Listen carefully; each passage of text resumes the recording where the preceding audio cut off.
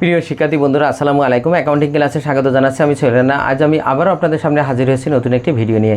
আমার আজকের ভিডিওর বিষয় হলো প্রিন্সিপালস অফ অ্যাকাউন্টিংয়ের দ্য অ্যাকাউন্টিং প্রসেস এই অধ্যায় থেকে আজ যে প্রশ্নটি সমাধান করব সেটি national university BBS pass accounting 2020 সালে এসেছিল, আর এটি ছিল 6 নম্বর প্রশ্ন। তো চলুন আগে আমরা প্রশ্নটি পড়ে নিই। The financial transaction of Mr. Karim as on the month of January 2020 were as follows. এরপরে দেখেন জানুয়ারি মাসে কিছু লেনদেন দেওয়া আছে, আর রিকোয়ার্ডে বলা হয়েছে give the journal entries of the above transaction. তার মানে উপরের লেনদেনগুলো জার্নাল দাও। তো জার্নাল করতে হলে প্রথমে আমাদের কি করতে হবে, প্রত্যেকটা লেনদেনের পক্ষ বের করতে হবে, আর দেখতে হবে এই পক্ষটা কোন হিসাবের অন্তর্ভুক্ত, আর সেটা বৃদ্ধি পাচ্ছে না হ্রাস পাচ্ছে, আর বৃদ্ধি পেলে কী হয় হ্রাস পেলে কী হয় সেটা নির্ণয় করে আমাদের জাবেদা করতে হবে। তো চলুন শুরু করা যায়। প্রথমে দেখেন জানুয়ারি 1 বলা হয়েছে স্টার্টেড বিজনেস উইথ ক্যাশ, বলা হয়েছে সে 20,000 টাকা নিয়ে ব্যবসা শুরু করলো। তাহলে আমাদের এখানে পক্ষ বের করতে হবে কি, এইভাবে নিজের কাছে প্রশ্ন করে কি নিয়ে ব্যবসা শুরু করা হলো, ক্যাশ নিয়ে। তাহলে ক্যাশ একটি পক্ষ, আর ক্যাশটা কে নিয়ে আসলো, মালিক। মালিক যেটা কারবারে নিয়ে আসে তার নাম কি, ক্যাপিটাল। তাহলে প্রথমে আমাদের এখানে সালটা লিখে নিতে হবে 2020, এরপরে জানুয়ারি, আমি সংক্ষেপে লিখলাম 1। তো কী নিয়ে ব্যবসা শুরু করা হলো, ক্যাশ। তাহলে ক্যাশ একটি পক্ষ, ক্যাশটা কে নিয়ে আসলো, মালিক।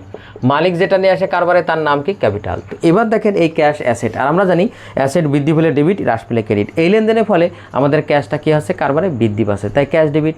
আর ক্যাশটা নিয়ে আসলো মালিক, নিয়ে আসে তার নাম ক্যাপিটাল, আর আমরা ক্যাপিটাল বৃদ্ধি পেলে তাই লেনদেনের ফলে ক্যাপিটাল বৃদ্ধি পাচ্ছে, তাই ক্যাপিটাল।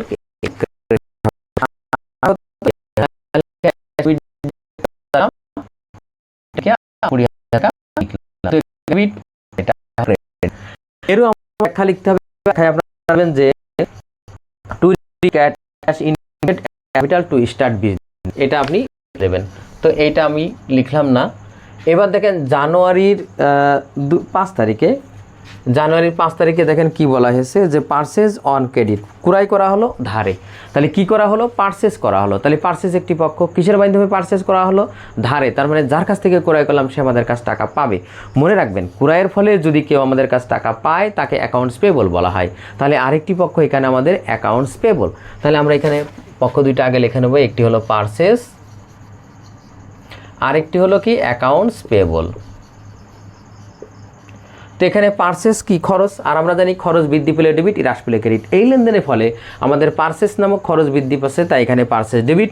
আর একটি পক্ষ কি, অ্যাকাউন্টস পেবল। আমরা জানি অ্যাকাউন্টস পেবল একটি দায়, যেটা বৃদ্ধি পেলে ক্রেডিট হয়, হ্রাস পেলে ডেবিট হয়।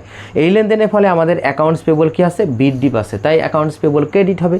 সেই কারণে আমাদের অ্যাকাউন্টস পেবল এখানে ক্রেডিট। টাকা হবে কত, 3,000। তাহলে আমরা এখানে ডেবিটে 3,000 লিখব, ক্রেডিটেও আমরা এখানে এইভাবে 3,000 টাকা লিখব। আর আমরা এখানে ব্যাখ্যায় লিখব যে two record purchase on credit বা অন অ্যাকাউন্ট, যাই লেখেন। এবার দেখেন 5 তারিখের পরে আমাদের আছে হলো 10 তারিখ। 10 তারিখে বলা হয়েছে যে পারচেজ ফার্নিচার ফর টাকা 5,000, বলা হয়েছে যে 5,000 টাকায় ফার্নিচার ক্রয় করা হলো। এখানে ক্যাশ কি অন অ্যাকাউন্ট বলা নেই, তো বুঝে নিতে হবে এটা ক্যাশে। তাহলে কি করা হলো, ফার্নিচার ক্রয় করা হলো। তাহলে ফার্নিচার একটি পক্ষ, ফার্নিচারটা কিসের মাধ্যমে ক্রয় করা হলো, ওই যে বললাম বুঝে নিতে হবে ক্যাশে। তার মানে আরেকটি পক্ষ হলো ক্যাশ। তাহলে আমরা এখানে দুটি পক্ষ আগে এখানে লিখে নিই, একটি হলো ফার্নিচার, আরেকটি হলো কি ক্যাশ। এবার দেখেন ফার্নিচার কি অ্যাসেট, আর অ্যাসেট বৃদ্ধি পেলে ডেবিট, হ্রাস পেলে ক্রেডিট। এই লেনদেনের ফলে আমাদের ফার্নিচার যেহেতু ক্রয় করা হচ্ছে তার মানে ফার্নিচার কী হচ্ছে, বৃদ্ধি পাচ্ছে, তাই ফার্নিচার ডেবিট। আর একটি পক্ষ যেহেতু আমরা ফার্নিচার ক্রয় করছি ক্যাশে, তার মানে তাকে আমরা ক্যাশ পেমেন্ট করছি, তাহলে আমার কারবার থেকে ক্যাশ চলে যাচ্ছে, মানে হ্রাস পাচ্ছে। আর ক্যাশ যেহেতু সম্পদ, হ্রাস পেলে ক্রেডিট, তাই এখানে ক্যাশ হবে আমাদের ক্রেডিট।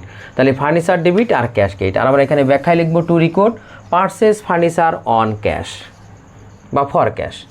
এবার দেখেন 10 তারিখের পরে আমাদের 15 তারিখে কি বলা হয়েছে দেখেন যে স্যালারি পেইড টু এমপ্লয়িজ টাকা 2,000, বলা হয়েছে যে কর্মচারীদেরকে স্যালারিস পেমেন্ট করা হলো, তার মানে বেতন পরিশোধ করা হলো। তাহলে একটি পক্ষ হলো কি, স্যালারিস, কি পরিশোধ করা হলো, বেতন। তার মানে স্যালারিস একটি পক্ষ, কিসের মাধ্যমে পেমেন্ট করা হচ্ছে, নগদে। তাহলে আরেকটি পক্ষ কি, ক্যাশ। তাহলে আমরা এখানে লিখব প্রথমে স্যালারিস এক্সপেন্স, স্যালারিস এক্সপেন্স একটি পক্ষ, আরেকটি পক্ষ হলো কি, ক্যাশ। এখানে দেখেন স্যালারিস এক্সপেন্স খরচ, আর আমরা জানি খরচ বৃদ্ধি পেলে ডেবিট, হ্রাস পেলে ক্রেডিট। এই লেনদেনের ফলে আমাদের স্যালারিস নামক খরচ বৃদ্ধি পাচ্ছে, তাই ডেবিট। আর স্যালারি যেহেতু দেওয়া হচ্ছে ক্যাশের বিনিময়ে, তাহলে আমার কারবার থেকে ক্যাশও ডিক্রিজ হচ্ছে, মানে হ্রাস পাচ্ছে, তাই আমাদের কারবারে যেহেতু ক্যাশ হ্রাস পাচ্ছে, আর ক্যাশ সম্পদ হ্রাস পেলে কী হয়, ক্রেডিট, তাই ক্যাশ ক্রেডিট।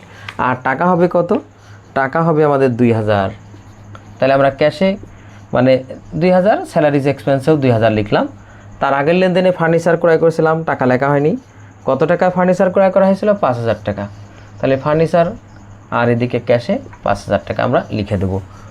তো এই ক্ষেত্রে আমাদের লিখতে হবে salaries paid for cash two record salary paid, এটা লিখলেও হয়। তো ছাত্রছাত্রী বন্ধুরা, আজ এই পর্যন্তই। আমার ভিডিওটি কেমন হলো অবশ্যই কমেন্ট করে জানাবেন। যদি ভিডিওটি ভালো লেগে থাকে অবশ্যই ভিডিওতে একটি লাইক দেবেন। এছাড়াও অন্যান্য বন্ধুদের দেখার সুযোগ করার জন্য অবশ্যই ভিডিওটি শেয়ার করবেন। আর আমার চ্যানেলে আপনি নতুন হয়ে থাকলে অবশ্যই আমার চ্যানেলটি সাবস্ক্রাইব করে নেবেন। সবাইকে ধন্যবাদ। আল্লাহ হাফেজ।